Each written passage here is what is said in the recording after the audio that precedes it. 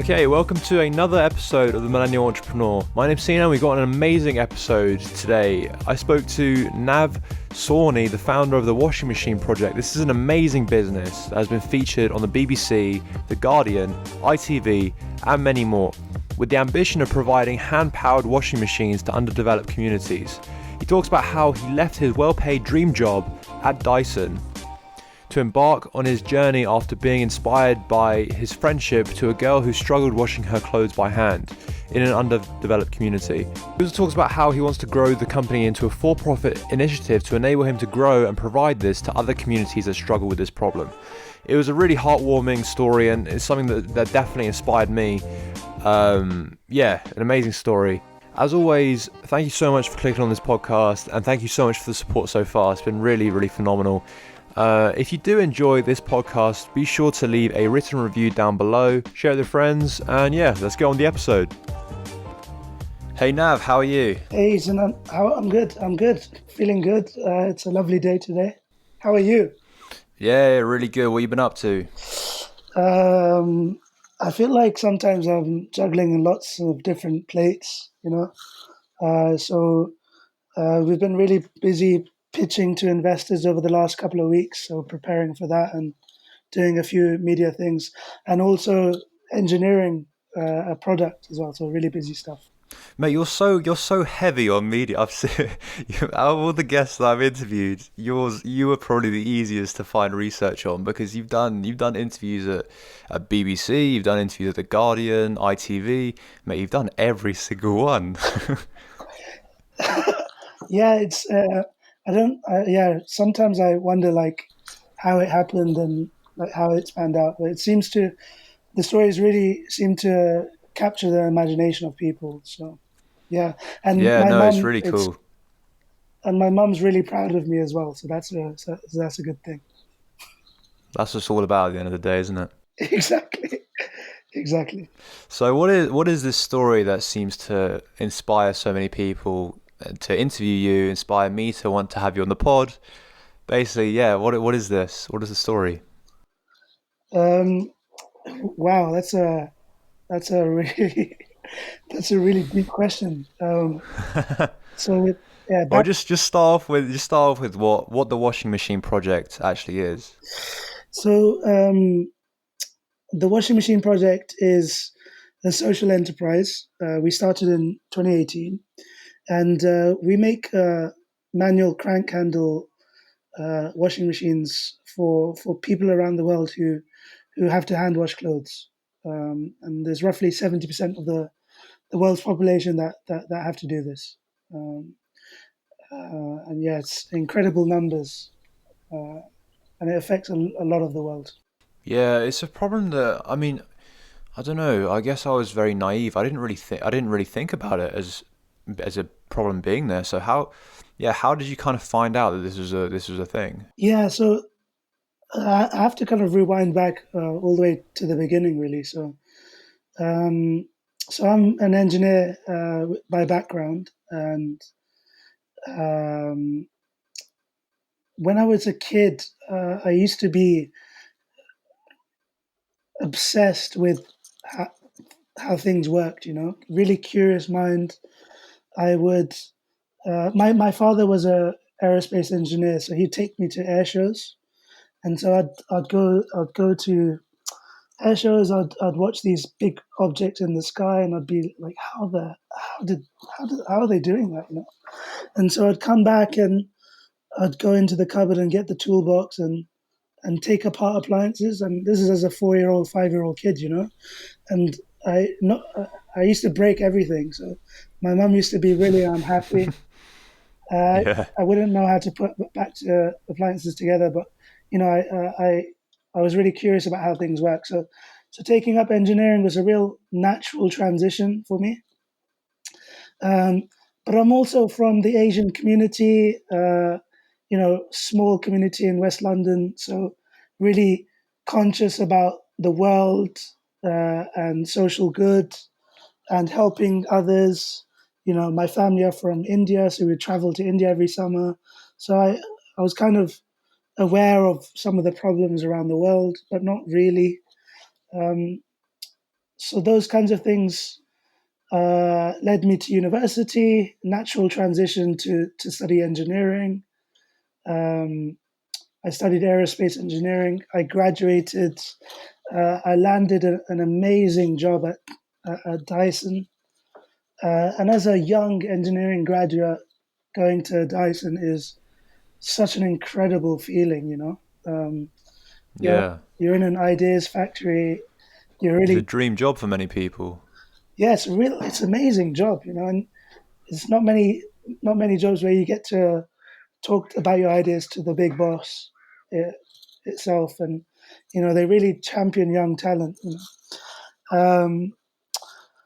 But it was about 3 years in, you know, when I was still at Dyson, and I was making vacuum cleaners at the time in research, and I had this kind of moment where I was like, well, what am I doing? You know, what I'm making vacuum cleaners. You know, I'm designing vacuum cleaners for rich people, for people who already have a lot of things in their life. You know, um, so I think that's when I got a bit disgruntled, and I went on sabbatical, uh, and so you can imagine coming from an Asian family. You come from an Iranian family, so you probably know how this feels like, right? Uh, I know exactly how it feels. so going to your parents and saying, you know what, I'm really not happy in this situation. I want to try something new. Uh, Yeah. um, Especially when it's a good paying job as well. yeah, with a lot of potential, you know. Yeah. So I decided to go on sabbatical and volunteer for free for 1 year with Engineers Without Borders UK. Um, and I got sent out to South India to make clean and efficient cooking stoves. And we'll come on to why that's a problem. Um, yeah, so I got sent to like a really rural village to work for an organization making these cooking stoves that help uh, people who use traditional cooking methods. You know, so traditional cooking methods are really toxic in smoke and really time consuming to gather wood, and it's really arduous. And so we were trying to develop cooking methods that really help these kinds of people, you know, and it affects 50% of the world.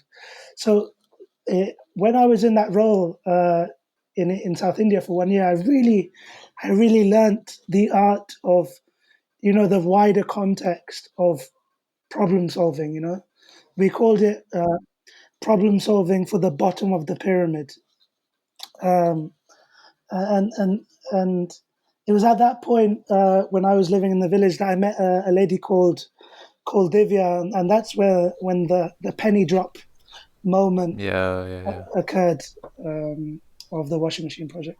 Yeah, I've read about this, and it seems like a sort of I saw a photo as well with it was you and her, and you were, yeah, it seems like a very much like a big turning point in your life where you met her, and even the first prototype of the product that you ended up inventing was named after her, wasn't it? Yeah. So Divya is a really good friend of mine and was my next door neighbor when I was living in South India. Um, and so Divya's problems are really simple, you know. Divya doesn't have continuous running electricity, so when her 7-year-old son Sugama needs to study for an exam the next day, he doesn't have electricity to have, you know, for light, for example. So Yeah. there's this one like really vivid moment, and I can share some pictures with you afterwards of Sugama and Divya studying underneath the flashlight on my cell phone, you know, and um, Divya doesn't have access to continuous gas, so she uses a traditional cook stove, and I also found that Divya didn't have access to an electric washing machine, so hand washes her clothes. So you know these problems are really simple, and we seem to have cracked them in places like Europe and America. But why should people like Divya suffer like this? You know? And so Yeah. it was at that point that I promised Divya a manual washing machine, because I noticed that she used to spend hours and hours and hours a day on this relatively unproductive task, causing back pain, joint pain, skin irritation. She used to complain all the time about not having enough time to look after her kids or go to work and things like that. So I said I promised her a manual washing machine, and that's been the central focus of our mission.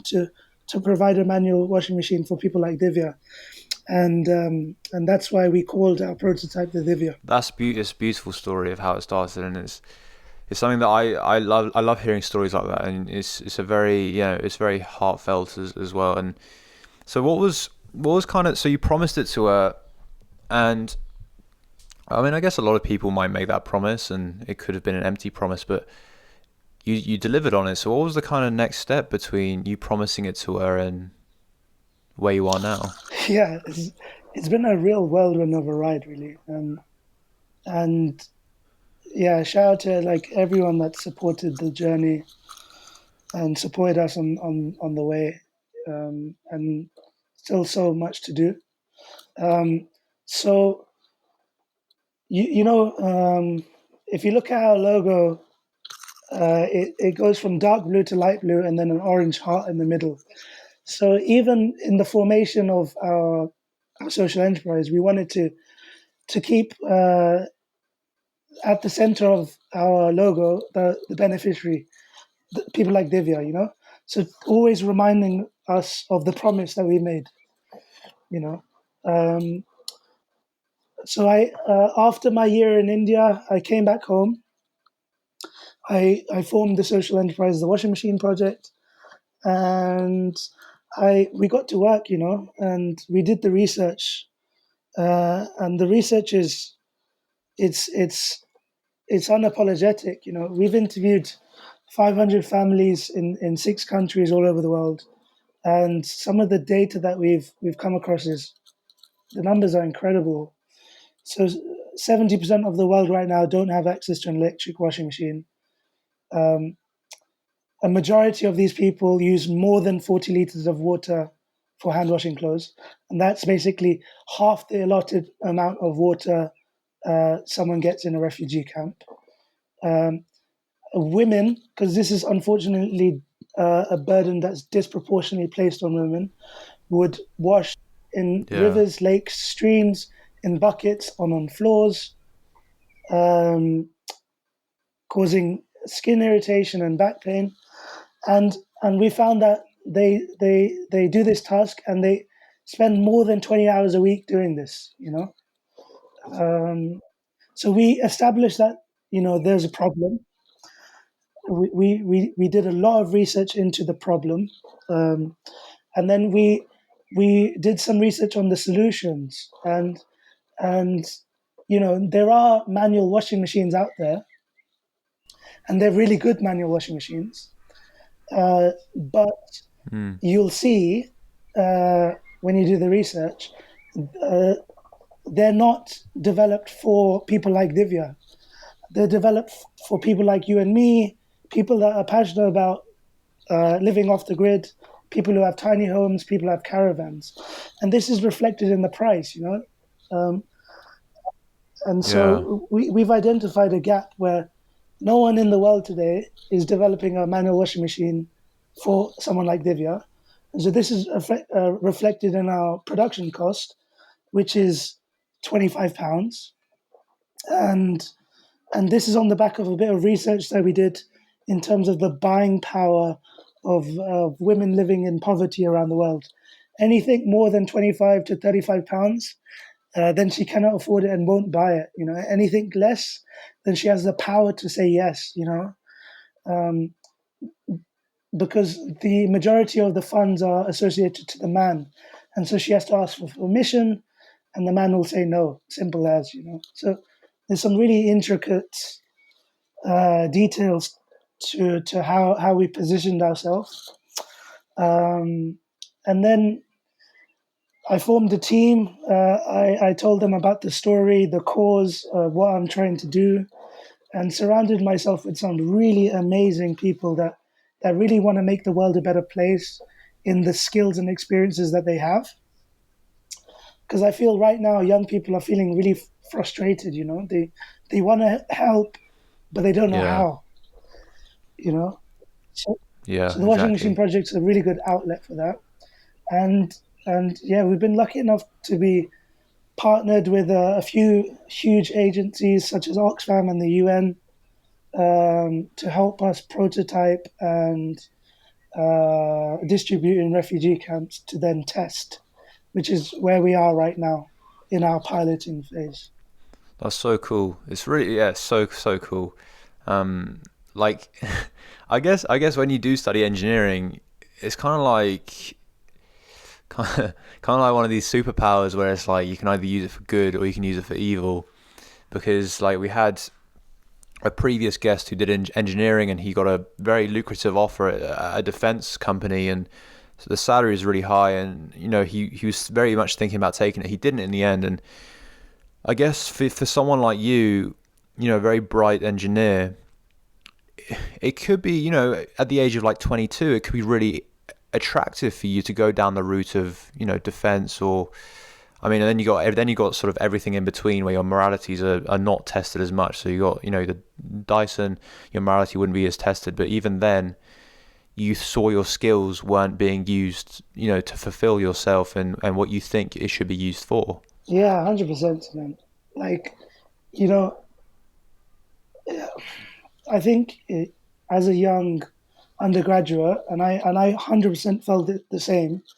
You have there's a pressure that's placed on you to basically find the first job that is offered to you, um, and you go for it. You don't think twice about the impact. You know, Engineers have the impact to do some really dangerous things, and we're seeing that right now in the world today. Yeah. With missile companies and you know um, nuclear companies Yeah. uh, and things like that. So it's about really kind of understanding your impact, Yeah. your social values, your morality, and how do they align with each other, and what sits well with you. Because Yeah. at the end of the day, it's your conscience. But they pay Uh, the big bucks. They pay the high salaries. So I guess it's the sort of question of, everyone's got a price, don't they? yeah, exactly. And everyone has a price, and and so when I came back from India, I was lucky enough to be elected on the board of trustees for Engineers Without Borders UK, the charity. And so what we're trying to do for the charity is basically, equalize the understanding in these big companies to do ethical engineering. Yeah. So so having socially conscious engineers in these rooms. Um, Another thing that I noticed as well, and you'll find that I like to keep busy. Another thing that I'm doing right now is I'm doing a master's in humanitarianism. Uh, No, you're doing everything. yeah, so I'm doing a master's in humanitarianism, and some of my friends on the course are really incredible directors of charities, big NGOs, and things like that. But not one NGO, not one engineer on the course. Yeah. And I think it's important for engineers to be in the rooms of policymakers, government officials who are making the big decisions about, humanitarian agencies and funding decisions and coming up with solutions for some of the world's biggest challenges today. Yeah, for sure, for sure. Going back to the washing machine project, like you made the promise to Divya, but then so how did you kind of get the funding to build the project, and how did you go through the whole like prototyping phase and all of that? Yeah, and I wish I learned some of this with hindsight. You feel like hindsight's 2020, but Yeah. if only I kind of learned what I know now back then, and it's basically um, to to get yourself out there as quick as possible. Talk to as many people that are willing to listen. So it's really funny. I had an introduction through a friend of mine on the course. He invited me out to Iraq with a prototype to be tested in refugee camps. So we took one really crude prototype. It was like strapped to our back. Um, we actually put our clothes in it, and it was our main luggage on the flight. So so it was really funny, and we took that to Iraq. We had a couple of meetings with the directors at Oxfam, and then they said they really liked it and they can see the potential. Um, and we got a bit of seed funding from the Response Innovation Lab at Oxfam. So they provided us with some funding for an initial pilot of 50 prototypes. We did that, but we also set up a fundraising page, which is still live today, and we look for donations from people who want to donate and have impact. And most recently, we've partnered up with Santander's University and Bath University, who run an accelerator and have seed funded us. So it's all happened with that one introduction. I 100% believe that, it's basically just talking to the right people Yeah. and making sure that keep knocking at the door, keep turning up, keep being interested, and keep learning, and we've never stopped learning. See, a lot of young entrepreneurs that I talk to, they have an idea, but they kind of they want to do the opposite of what you just said. They want to always kind of not tell anyone. They want to keep it a secret because they're Yeah. they're afraid of people stealing their idea or whatever. What would you kind of say to that? Because that's the opposite of what you just said. Yeah, it's a really valid point, and maybe this is my naivety as an engineer, not as an I entrepreneur. don't know. But I you would know, probably agree with you actually. I think because I used to be the one keeping everything a secret. But I think business isn't about an idea. It's about the execution of that idea. So telling 100%. people they're always willing to help you, but they won't actually steal your idea. I think they'll always be willing to help you out. And if you keep it to yourself, the potential for it to grow is a lot less than if you told people. Yeah, and I think you're not going to make it alone. You need Yeah, help. You 100%. need you need like I wouldn't have been able to develop so quickly if it wasn't for my like trusted team members. And we wouldn't have been able to get funding if it wasn't for talking to people. And I think people are very protective of proprietary technology, and you should endeavor to protect your IP if you feel like it's protectable. But you hit the nail on the head there. Like it's about execution. And what we're trying to do is no easy feat. Otherwise, 100 companies would have done it by now. Yeah. Yeah, and I think for you specifically, like you left a pretty good job. You left, we talked about it earlier, a dream job for many people working at Dyson. So your motivation to solve this problem, it must be so immense. Like, where does that come from? Um, I think it's just the pure will and drive to get things done. To try and have as much impact uh, as much impact as you can with the time that you have. See, the thing is, my father died when I was very young, and I've always had this kind of underlying conscience that our time on earth is very limited. We only have a finite period of time, and we only have an X amount of years that we can actively pursue things. And I feel like at the end of this, we'll be measured by the impact, the positive impact that we have on not only our families and friends, but other people.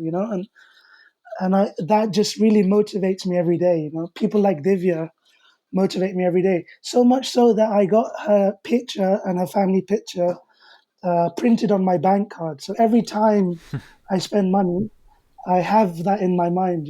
Yeah, So that's really cool. Yeah. I mean, yeah, there's not many times where I speak to a guest where I'm kind of just, I don't really know what to ask next. Yeah, just the level of admiration is really high. And I guess, I mean, what sort of advice would you have to young entrepreneurs? You always say, you said before that you wish you started sooner. So what sort of things would you have changed if you had the second chance? Yeah, I just wanted to kind of tell you a bit of a story, Yeah, actually, go ahead. a bit of a little bit of an anecdote. Um, and this is for everyone that thinks that, poor people don't have enough money to buy products, um, or, there's not enough money in the developing world to target that area of the world, and I wanted to give you an example of pregnant women around the world. So if you're a pregnant woman, you will not menstruate for roughly around 2 years of that pregnancy and that duration afterwards. Now, um, this if you're a company that makes menstrual pads, this is really bad for business. Um, because you want to push out as many pads as you can. But um, but you should be really happy to know that the amount of women per children per women around the world is decreasing, which means there's a growing number of women around the world that are looking for your products right now. Yeah, and people that run menstrual pad companies and that run the budgets for these marketing departments in these companies continuously try and target people in Europe, people in America, the global north, as Yeah, we say it. Let's try and make a pad for someone doing yoga. Let's try and make a pad for someone that's swimming. Let's try and make a pad for someone that's rock climbing. But you have a growing number of women on income levels 1 and 2, so the poorest of the poor and people just above that, who are having less kids and menstruating more, that are looking for products like yours. So why are you overlooking them? yeah, Um, so so I think this mentality needs to be changed. And that could be applied for everything in the world today. Every single product, refrigeration systems, um, washing machines, cook stoves. These are simple products um, that people in growing amounts need right now, yeah, and innovation is needed.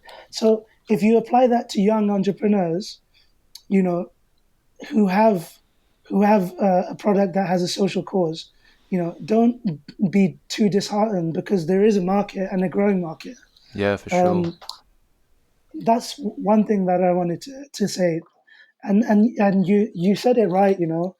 I wish I started this 10 years ago. So I'm 29 right now, but if I was 19 and I had this idea, where would I be in the world today? And it'd be such an interesting exercise. And do you know what? I think everything works out for a reason, Yeah, and the reason why I didn't start it back then is probably because I was scared or I didn't know. But you know what? Like, the fear of failure amongst the younger generation is real. it is. Yeah, Um, it's a strange one because the I've seen my generation want to make an impact so much more than the previous, a social impact. At the same time, I think my generation are really scared of failure more so yeah, than the previous generations, and it's something that I don't know. It's very unusual because they are very counteracting things, and it goes back to your thing of they want to make impact but they don't know how. yeah, exactly. And I think I have a couple of reasons why that might be. When you jump onto social media, you see so much curated stuff. Everything is Yeah, yeah, everything is 100% hunky dory. Like, everything is a success story. And you don't see failure online, so why would you identify with it? Empathize with it. And people need to talk about failures more. It's been such a hard journey to get where we are. There's been so many failures we've had, but we learn, and we will continue to fail. And it's about the learning process. I'll give you an example. We had to, so we distributed 50 washing machines in Iraq Yeah. in December, and we had a very small amount of our budget to go to logistics. And can you imagine? We made these washing machines in our workshop in London, and to ship 50 of these to Iraq by road or by air is really expensive. And so we got roughly like 21 quotes, I think, and from uh, things like flying through like FedEx and through air transport, through ship and things like that. And we had to settle on this really, really dodgy back of the truck driver, like, don't ask any questions, just give me your product and I'll make sure it gets to Oxfam in Iraq in 2 weeks. And Yeah. and and and um, we were like, it was around Christmas time, and about a week later, we sent him our deposit. Um, about £800 we sent him, and it was a £2,000 cost for logistics, and we didn't hear from him. So no word from him. He had the washing machines, and he just sat on them for a week over Christmas, and he promised us that he would deliver the next day, or pick up delivery the next day. Um, and and he was demanding the rest of the money, the £1,200. Mate, this He sounds said, dodgy. "Yeah, he said your washing machines are in Amsterdam right now, and I will tell my driver to drop them there if you don't give us the money." So it was like pirate logistics, like. We had to go through like a crisis negotiation and calm him down, and we had the kind of agreement in place in writing, but he wasn't having any of it. And we agreed to pay him about £400 extra, and then agreed to pay the rest on delivery. And we learned a lot from those kinds of things, and those kinds of experiences have only made us stronger. Yeah. Yeah. I mean, that's kind of a very hard way to learn that lesson. Exactly. But A yeah. lot of sleepless nights. Yeah, a lot of sleepless nights.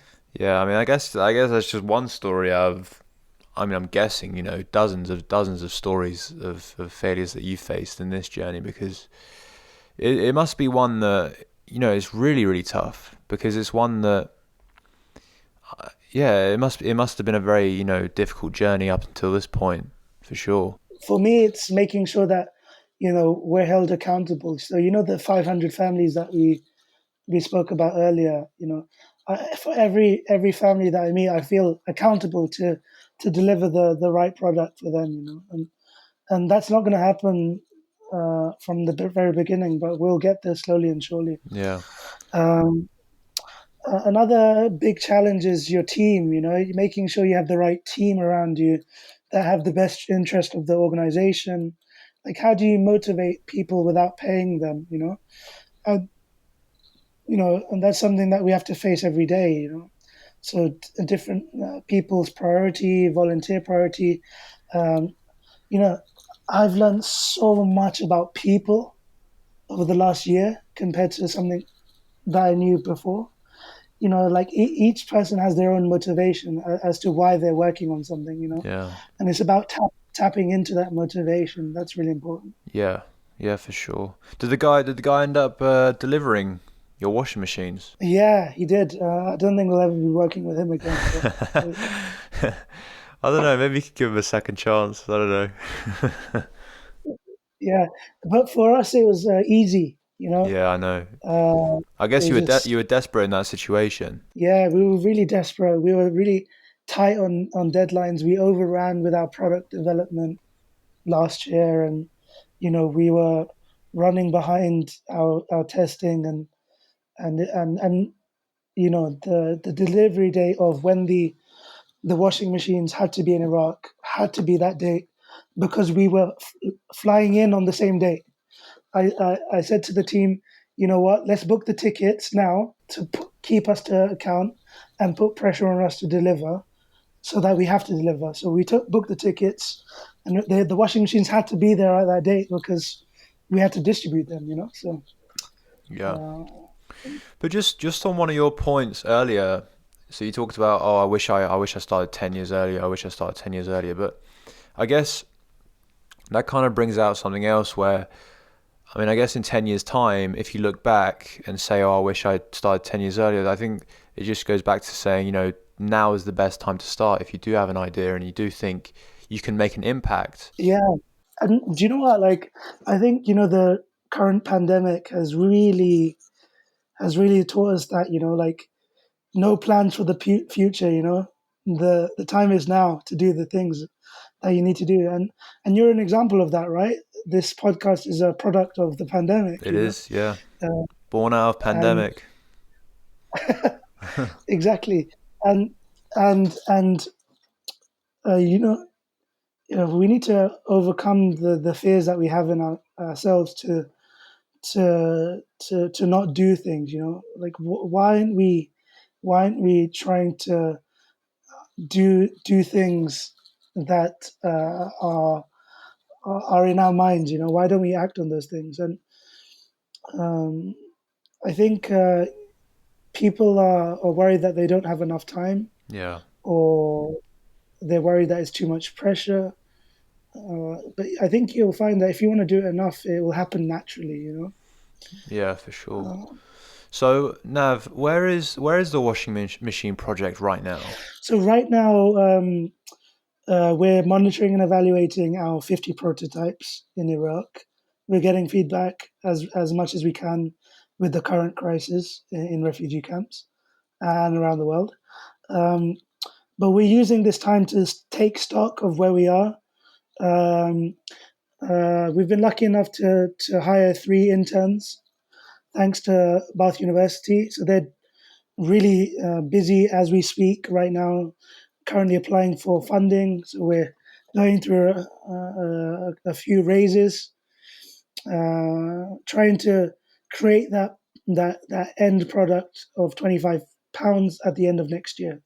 So that's our next milestone, trying to develop a mass manufacturable washing machine Okay. for £25.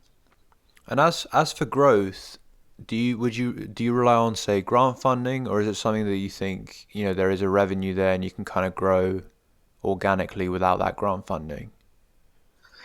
Yeah, so right now we're heavily dependent on donations and grant funding and Yeah. partnerships. But by 2023, we want 95% of our revenue generated through customer sales, selling Okay. 8,000 machines. So, That's interesting. and we So want at the £25 per unit that you just talked about. so £25 production cost, £35 Sorry, direct yeah, to the yeah, yeah. customer. Okay. I got you. Okay, Yeah, that's interesting.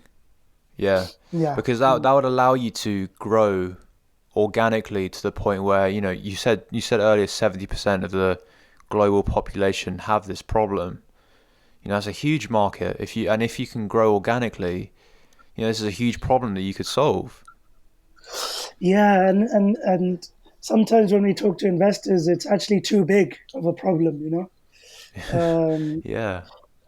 so we've like segmented the market initially to focus on 5 countries in the global south: India, Nigeria, Indonesia, Pakistan, Brazil, to name a few. And then we want to target refugee camps in Iraq, Jordan, and Lebanon.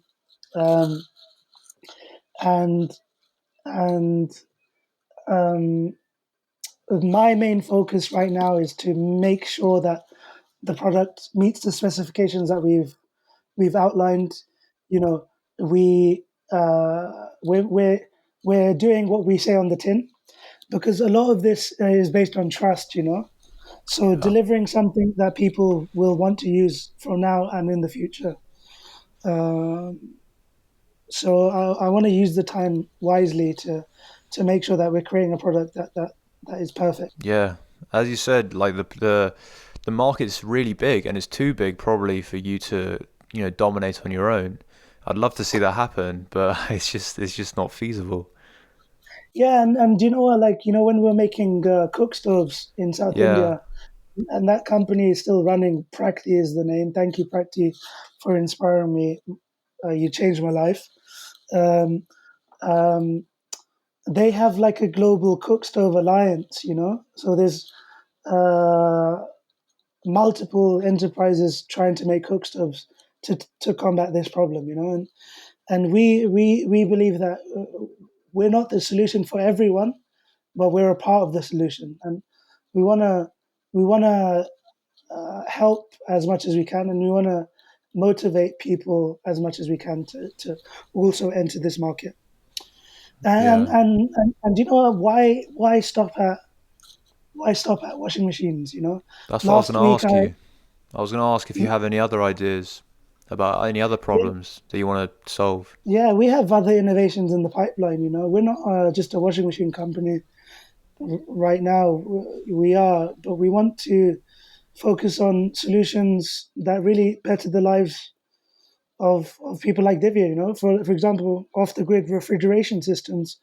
So Divya could not refrigerate any of her food because the power used to be cut all the time, and food used to go off. So it was just dry ingredients that she had. Yeah, Uh, so those kinds of things we're looking into as well yeah. in the future. You're a So, really busy man. Um, I mean, yeah, I love that story. I really do, and I love what you're doing. I mean, we can talk about. I want to ask you a question, but if you're not comfortable with it, we can just cut it out. But how how big of a motivation it was your like is your father to your journey right now? um, actually, it's a bit opposite. It's actually um, the motivation of my mother is what drives me. Okay, Uh, so my mum has worked her whole life. She is one of six siblings, and from the age of 12 has been working to provide for her family. And she's in her late 60s now, and she's still working. And so when my father died and we were all very young, she had to kind of almost become the head of the family again and provide for us. So I know what it takes to have powerful, strong, motivated, and independent women at the head of the family, looking after the family. And that's what motivates me every day. And if I could just for a moment alleviate some sort of burden for someone like Divya, give her back 10 hours to herself, then that's a wrap for me. Um, and I have my mum in mind, of how much she worked so hard for us to have the opportunities that we have today. yeah, I love the story as I said, and it's been an absolute pleasure having you on, Nav. I love the whole washing machine project, and it's something that I'm definitely going to follow in the future. And I wish you the very best of luck. I really mean that. And you as well. I think you're doing an amazing thing, and it just goes to show, like, people like you, young entrepreneurs, people that are interested in doing things differently.